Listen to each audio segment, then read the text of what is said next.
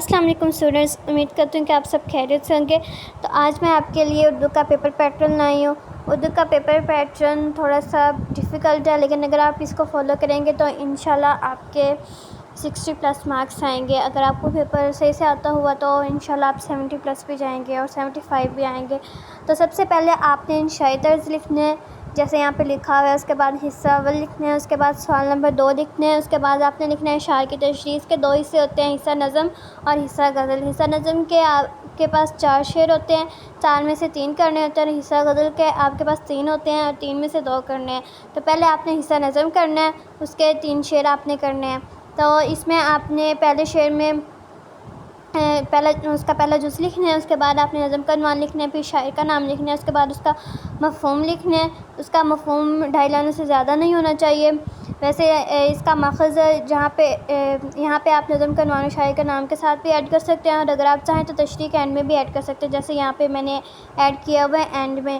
اور تشریح 1 پیج سے زیادہ نہیں ہونی چاہیے، کیونکہ پچھلے پیج پہ ہیڈنگز دیتے دیتے وہ 1 پیج لگ گیا تھا پورا ہی، تو تشریح نیکسٹ پیج سے سٹارٹ ہوئی ہے، اس لیے میں نے 1 پیج کی یہاں پہ تشریح لکھی ہے۔ اور کوٹیشنز آپ نے ضرور ایڈ کرنی ہے، اور ہر کوٹیشن سے پہلے آپ نے 1 لائن چھوڑنی ہے، اور کوٹیشن کے اینڈ پہ 1 لائن چھوڑنی ہے، اور پیراگرافس کی شکل میں لکھنی ہے۔ اور جہاں سے آپ پہلا پیراگراف ختم کرتے ہیں وہیں سے ہی آپ نے نیکسٹ پیراگراف سٹارٹ کرنا ہے۔ دیکھیں یہاں پہ ماخذ میں نے اینڈ پہ لکھا ہوا ہے، آپ نے اسی طرح ہی بریکٹس میں لکھنا ہے ماخذ۔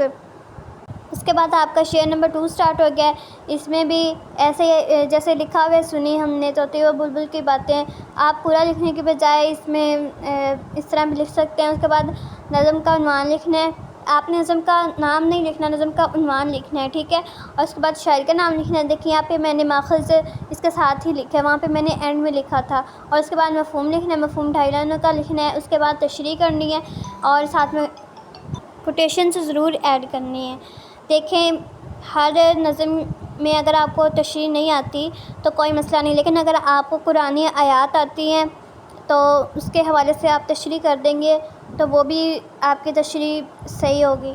اور اگر آپ کو کوئی کوٹیشن نہیں بھی آتی تو سمپل سی کوئی بھی اپنے پاس سے کوٹیشن بنا کے آپ ایڈ کر سکتے ہیں، اس کے بھی آپ کو نمبر مل جائیں گے۔ اس کے بعد شعر کے اینڈ میں آپ نے اینڈنگ لائن لگانی ہے، اور پھر اس کے بعد شعر نمبر 3 ہے، اور اس کے بعد اس میں لکھا ہوا ہے نظم کا عنوان اور شاعر کا نام، اس میں بھی ماخذ اینڈ میں لکھا ہوا ہے۔ مفہوم آپ نے 2.5 لائنوں کا لکھنا ہے، اور دیکھیں یہاں پہ میں نے 1 پیج کی تشریح کی ہے، اگر آپ چاہیں تو آپ آدھے پیج کی بھی تشریح کر سکتے ہیں۔ اس میں تشریح میں آپ نے کوٹیشنز کو ضرور ایڈ کرنا ہے۔ دیکھیں ماخذ بانگ درا میں نے اینڈ میں لکھا ہے، اور جیسے یہاں پہ مارکر کے ساتھ بقول اقبال اور بقول ناصر لکھا ہوا ہے، آپ سیم اسی طرح لکھیے گا، اور کوٹیشن سے پہلے اور اینڈ میں آپ نے 1 لائن ضرور چھوڑنی ہے۔ نظم میں آپ 1 شعر کی تشریح بھی کر لینا تو آپ پوری نظم میں وہ تشریح لکھ سکتے ہیں۔ تو آپ 1 تو کوٹیشنز یاد کر لیں، پوری نظم میں آپ کی وہی کوٹیشنز چل جائیں گی۔ اس کے بعد آپ کا حصہ غزل آتا ہے بے، اور حصہ غزل میں 3 شعر ہوتے ہیں، 3 میں سے آپ نے 2 کرنے ہوتے ہیں۔ تو یہاں پہ 5 اور 6 اور 7 جز لکھے ہوتے ہیں، تو یہاں پہ میں نے 5 کیا ہے، 5 میں شعر لکھا ہے، یہ بہادر شاہ ظفر کی غزل تھی، اور شاعر کا نام لکھا ہے بہادر شاہ ظفر۔ ماخذ ضروری نہیں ہے، لیکن اگر آپ لکھ لیں تو بہت اچھی بات ہے، پیپر چیک پہ آپ کا امپریشن اچھا جائے گا۔ اس کے بعد آپ نے مفہوم لکھنا ہے، مفہوم 2.5 لائنوں کا ہی لکھنا ہے، ٹھیک ہے۔ اس کے بعد تشریح کرنی ہے۔ دیکھیں غزل کی تشریح اگر آپ کو نہ بھی آتی ہو تو غزلوں کی تشریح آپ بہت ایزیلی لکھ سکتے ہیں، کیونکہ غزلوں میں زیادہ تر محبوب ظالم ہوتا ہے، اور بس یہی ساری چیزیں چل رہی ہوتی ہیں، تو ان سب کو ایڈ کر کے آپ اچھی تشریح لکھ سکتے ہیں۔ دیکھیں یہاں پہ چھٹے شعر کی میں نے آدھے پیج کی تشریح کی ہے، پورے پیج کی نہیں کی، اور اس میں آپ نے کوٹیشنز کو ضرور ایڈ کرنا ہے۔ اور جہاں پہ آپ لکھیں گے نا بقول شاعر، یہ آپ نے الگ سے نہیں لکھنا، یہ جہاں پہ آپ تشریح لکھ رہے ہوتے ہیں نا تو تشریح کے ساتھ ہی آپ نے لکھنا ہے، اگر اینڈ پہ لائن نہیں بچ رہی تبھی آپ نے نیچے لکھنا ہے۔ اس کے بعد آپ کا دوسرا حصہ شروع ہو جاتا ہے، وہ ہے سوال نمبر 3 عبارت کی تشریح۔ تو عبارت آپ کے پاس 2 عبارتیں ہوں گی، اور آپ نے دونوں کی تشریح کرنی ہے۔ اور اس میں پہلے میں نے الف پورشن لکھا ہے، اور اس میں حوالہ متن لکھا ہے، حوالہ متن میں سبق کا عنوان لکھنا ہے، نام نہیں لکھنا، اور پھر مصنف کا نام لکھنا ہے، اور ماخذ لکھنا ہے تو لکھ لیں، نہیں تو نہ سے۔ اس کے بعد خط کشیدہ الفاظ کے معنی ہیں، تو یہ جیسے 3 ہے نا، تو میں نے 2 ایک سائڈ میں لکھے ہیں اور تیسرا دوسری سائڈ میں لکھا ہے۔ اگر 4 ہوں گے تو 2 کر کے لکھنا ہے، اگر 5 ہوں گے تو 3 ایک سائڈ میں 2 ایک سائڈ میں، اور اگر 6 ہوں گے تو 3 ایک سائڈ میں اور 3 ایک سائڈ میں۔ اس طرح سے آپ نے لکھنے ہیں، دونوں سائڈس میں ہی لکھنے ہیں تاکہ پیارا لگے۔ اور پھر اس کے بعد آپ نے اس کی تشریح کرنی ہے، اور تشریح میں آپ نے کوٹیشنز ضرور ایڈ کرنی، جیسے یہاں پہ حضرت محمد صلی اللہ علیہ وسلم کا ارشاد مبارک ہے، یا پھر جیسے قرآن مجید میں اللہ تعالیٰ کا فرمان ہے، تو آپ نے اس کو انڈر لائن بھی کرنا ہے، وہ پیارا لگتا ہے۔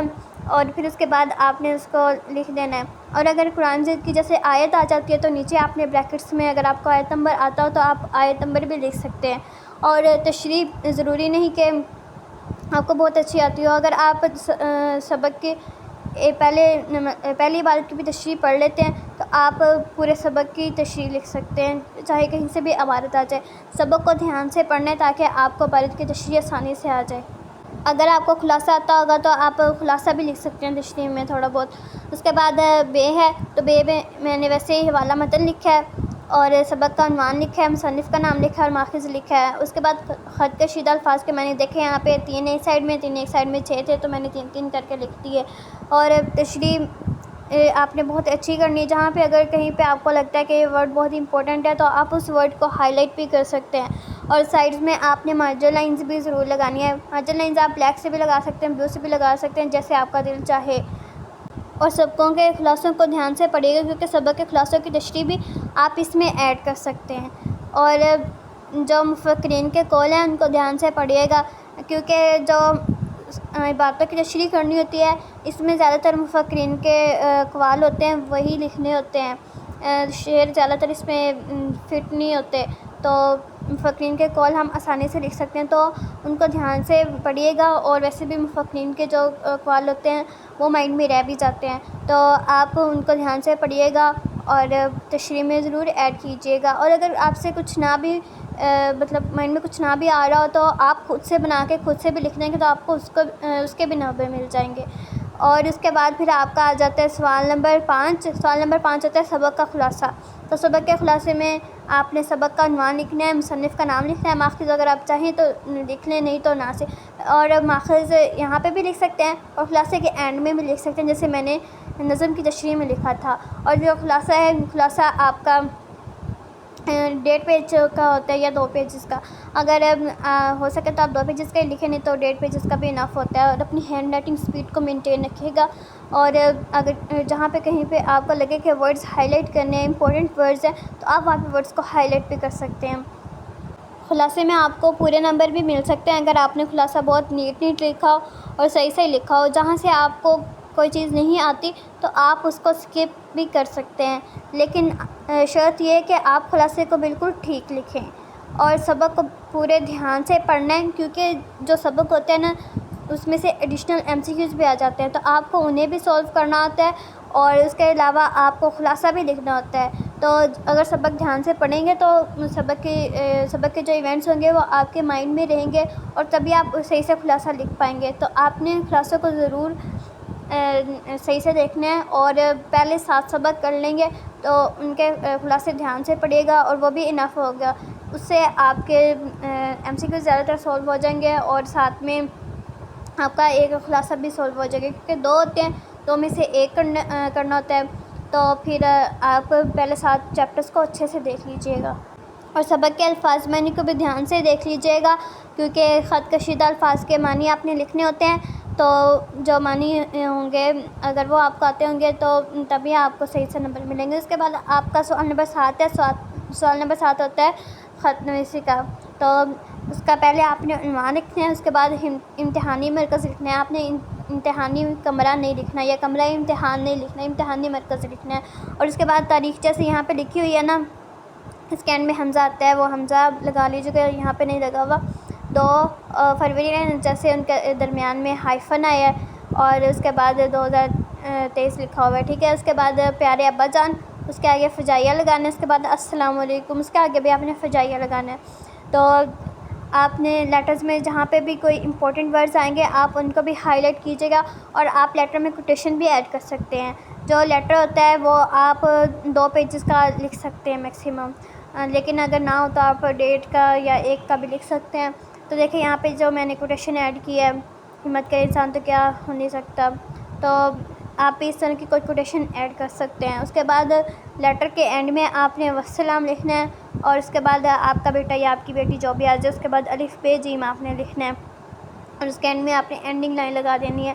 اور آپ نے مارجن لائنز بہت دھیان سے لگانی ہے اور اچھے سے لگانی ہے تاکہ آپ کا امپریشن اچھا آئے. ویسے مارجن لائنز اتنی امپورٹنٹ نہیں ہوتی, لیکن اس سے پیپر میں خوبصورتی آ جاتی ہے. لیٹر کی جگہ آپ مکالمہ بھی کر سکتے ہیں. اگر آپ مکالمے کا پیٹرن چاہتے ہیں تو کمنٹ باکس میں کمنٹ کریں تاکہ میں آپ کے ساتھ شیئر کر سکوں, کیونکہ ہم زیادہ تر خط ہی کرتے ہیں, تو اس لیے میں نے خط کا ہی پیٹرن بنایا ہے. خط لکھنا بچوں کے لیے آسان ہوتا ہے, اور خط تو خود سے بھی لکھ سکتے ہیں بچے, اس لیے میں نے خط کا ہی پیٹرن دیا ہے. اس کے بعد آپ کا سوال نمبر 8 آ جاتا ہے کہانی نویسی کا. تو اس میں آپ نے کہانی لکھنی ہوتی ہے. کہانی آپ نے بہت ہی دھیان سے لکھنی ہے. جہاں پہ آپ کو لگے کہ ورڈس کو ہائی لائٹ کرنا ہے وہاں پہ ورڈس کو ہائی لائٹ بھی کر سکتے ہیں. تو آپ نے سوال نمبر 8 لکھنا ہے, اس کے بعد کہانی نویسی لکھنی ہے, اس کے بعد آپ نے عنوان لکھنا ہے, اور جب بھی عنوان ہوگا آپ نے وہ لکھنا ہے. اس کے بعد آپ نے کہانی کو لکھنا ہے, اور کہانی آپ کی جتنے بھی پیجز سے پوری آئے, 2 سے 2.5 پیجز پہ زیادہ تر پوری آ جاتی ہے. دیکھیں یہاں پہ جیسے کوٹیشن ہے تو کوٹیشن کو میں نے ہائی لائٹ کیا ہے. اور اس کے بعد جو اخلاقی سبق ہیں, اخلاقی سبق آپ نے 2 سے 3 لکھنے ہیں. ویسے اتنے ضروری نہیں ہوتا, لیکن کم از کم آپ 2 ضرور لکھیے گا. اور مارجن لائنز بھی دھیان سے لگائیے گا, مارجن لائنز کو اسکپ نہ کیجیے گا. سب سے پہلے آپ جاتے ہی وہاں پہ جب آپ کو شیٹ ملے گی یہاں سے شیٹ, تو آپ فوراً سے اس پہ لائنز لگا لیجیے گا. MCQs اگر آپ کو جلدی سالو ہو جائے نا تو آپ نے مارجن لائنز ہی لگانی ہے. اس کے بعد آپ کا کوسچن نمبر 9 ہے, سوال نمبر 9, وہ ہوتا ہے جملوں کی درستی کا. تو اس میں ایک تو ہوتا ہے خالی جگہ, آپ نے خالی جگہ کو فل کرنا ہے, ایک ہوتا ہے جملوں کی درستی. تو اس میں آپ کے پاس 5 ہوتے ہیں اور آپ نے 5 کے 5 ہی کرنے ہوتے ہیں. تو جیسے یہاں پہ میں نے سولو کیا ہوا جس نمبر 1 لکھا ہے, اس کے بعد میں نے غلط لکھا ہے مارکر سے, اس کے بعد صحیح پین سے لکھا ہے. تو آپ نے بھی اسی طرح سے لکھنا ہے. اسی طرح جز نمبر 2 ہے, اور پھر جز نمبر 3 ہے, اور پھر جز نمبر 4 ہے, اور پھر جز نمبر 5 ہے. اور اسی طرح اگر خالی جگہ کو فل کرنے والا آ جائے تو آپ نے خالی جگہ کو فل کرنا ہے. خالی جگہ کے بھی ایسے ہی 5 جز ہوتے ہیں, اور آپ نے وہ 5 سولو کرنے ہیں, اور اینڈ پہ اینڈنگ لائن لگانی ہے. اس کے بعد آپ کا سوال نمبر 6 آ جاتا ہے. سوال نمبر 6 ہوتا ہے نظم کا خلاصہ. جو نظم کا خلاصہ ہوتا ہے یہ 7 سے 10 لائنز کا ہونا چاہیے. ویسے میں نے یہاں پہ 10.5 لائنز کا لکھا ہے, لیکن میکسیمم آپ 10 لائنیں لکھ سکتے ہیں, یا پھر آپ 7 سے 8, منیمم آپ کی 7 لائنیں ضرور ہونی چاہیے. اور اس کے بعد سوال نمبر 4 ہے آپ کا مختصر سوالات کے جوابات. تو مختصر سوالات کے جوابات آپ کے پاس 8 ہوتے ہیں, آپ نے 8 میں سے 5 کرنے ہوتے ہیں. تو آپ نے سوال نمبر 4 لکھنا ہے, اس کے بعد مختصر سوالات کے جوابات لکھنے ہیں. اس کے بعد آپ کے پاس پہلا جز ہے تو آپ نے پہلے جز کا جواب لکھنا ہے اور اس پہ اینڈنگ لائن لگانی ہے. اس کے بعد آپ نے اسی طرح سارے جز کرنے ہیں, اور اس کے بعد اگر آپ کو ایکسٹرا آتے ہیں تو آپ ایکسٹرا بھی لکھ سکتے ہیں. تو یہ تھا آپ کا اردو کا پیپر پیٹرن. اگر آپ چاہتے ہیں کہ میں آپ کے لیے ایسی مزید ویڈیوز بناؤں تو میری ویڈیو کو لائک کریں, شیئر کریں, اور میرے چینل کو سبسکرائب کریں. ملتے ہیں اگلی ویڈیو میں, تب تک کے لیے اللہ حافظ.